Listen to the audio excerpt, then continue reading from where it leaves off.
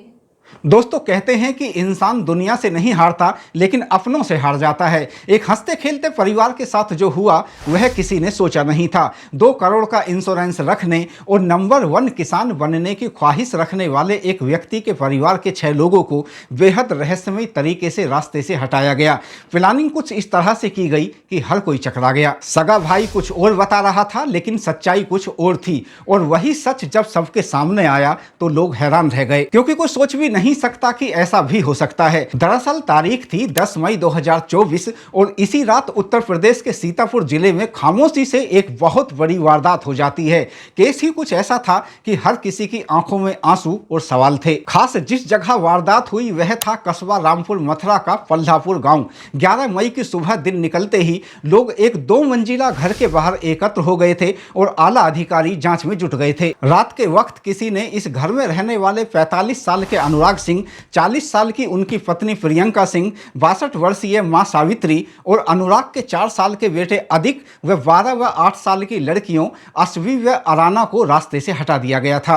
अनुराग अपने क्षेत्र के सबसे संपन्न किसान थे। वह 250 बीघा खेती करते थे। लाखों रुपये की सालाना आय थी। शुरू से ही उनकी खेती में रुचि थी। वह प्रगतिशील किसान थे, जबकि पत्नी प्रियंका लखनऊ में जॉब किया करती थी। लखनऊ में भी उनकी अच्छी खासी प्रॉपर्टी थी। अनुराग के पिता नहीं थे। गांव में इन सब सदस्यों के अलावा सिर्फ एक व्यक्ति बचा था। वह था अनुराग का सगा भाई अजीत सिंह। अजीत सिंह महमूदाबाद में पेशे से टीचर था और वहीं रहा करता था, लेकिन बीच बीच में गांव आ जाता था।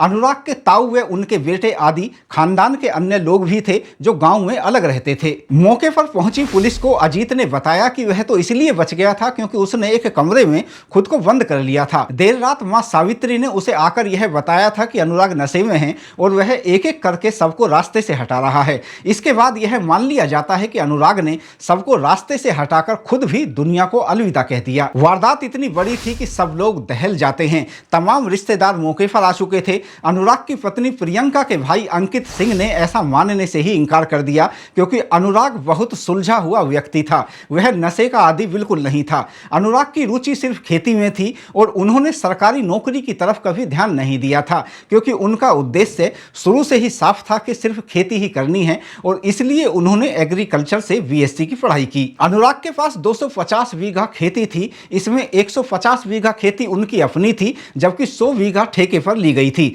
4 बीघा में उनका अपना निजी तालाब भी था। अनुराग को आधुनिक तरीके से खेती करने का भरपूर ज्ञान था और किसान उनसे ट्रेनिंग लेने के लिए भी आया करते थे। साधन संपन्न परिवार था। पत्नी व भाई की नौकरी थी। अनुराग ने खुद अपना 2 करोड़ का बीमा भी करा रखा था। जिस परिवार के पास 250 बीघा खेती हो, वर्तमान में मुखिया के तौर पर परिवार के सिर्फ 2 सदस्य हों, एक की सरकारी नौकरी हो, उनकी लखनऊ में प्रॉपर्टी भी हो, घर में सारी सुख सुविधाएं भी हों, सीधे तौर पर ऐसी कोई वजह भी नहीं थी कि अनुराग ऐसा कदम उठा देता। निष्पक्ष जांच की मांग होती है तो राज्य के पुलिस महानिदेशक प्रशांत कुमार गहराई से जांच के निर्देश देते हैं। उन्होंने कहा कि हर एक पहलू की गहराई से खंगाल कर जांच होनी चाहिए, जिसके बाद रेंज के आईजी तरुण गाबा गांव में जाते हैं और पूछताछ करते हैं और जांच की दिशा तय की जाती है। कोई कमी ना रहे, इसलिए एडीजी अमरेंद्र कुमार सेंगर ने भी निगरानी की और केस की गहराई से जांच कराई। अजीत से घंटों पूछताछ की जाती है। घटना स्थल को देखा जाता है। इस बीच पोस्टमार्टम रिपोर्ट भी आ जाती है,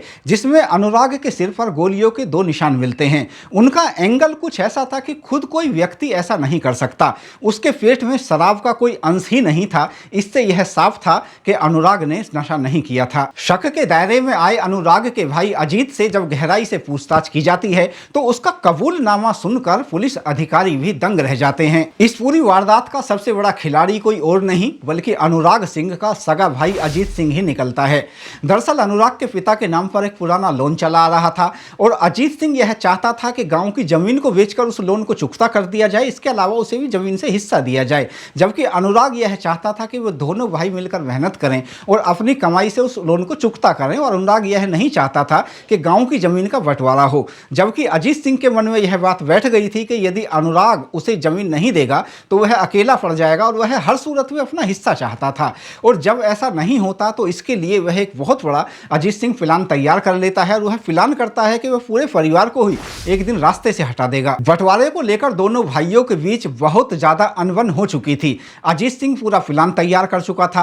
प्लान के मुताबिक वह अपनी पत्नी को उसके मायके बाराबंकी छोड़कर आता है। इस बीच उसे यह मालूम चलता है कि अनुराग की पत्नी प्रियंका अपने बच्चों के साथ लखनऊ से गांव में आई है और यह पता लगते ही वह खुद भी गांव चला जाता है और रात में वारदात को अंजाम दे डालता है। लेकिन क्या अजीत सिंह ही अकेला था या फिर इस साजिश में और कौन कौन लोग शामिल थे, इसकी भी गहराई से जांच बाकी है। पुलिस भी इन्वेस्टिगेशन कर रही है और एक एक बिंदु को पूरी तरह उजागर करना चाहती है। दोस्तों, हर किसी को अफसोस है कि एक परिवार किस तरह से वीरान हो गया। इसमें कोई दो राय नहीं कि यदि अजीत सिंह ने अपनी सोच के दायरे को अच्छा रखा होता तो ना सिर्फ अनुराग का परिवार जिंदा होता बल्कि वह खुद भी सलाखों से बाहर होकर एक अच्छी जिंदगी जी रहा होता। दोस्तों, इस वीडियो पर आपकी क्या राय है, कमेंट बॉक्स में जरूर बताएं।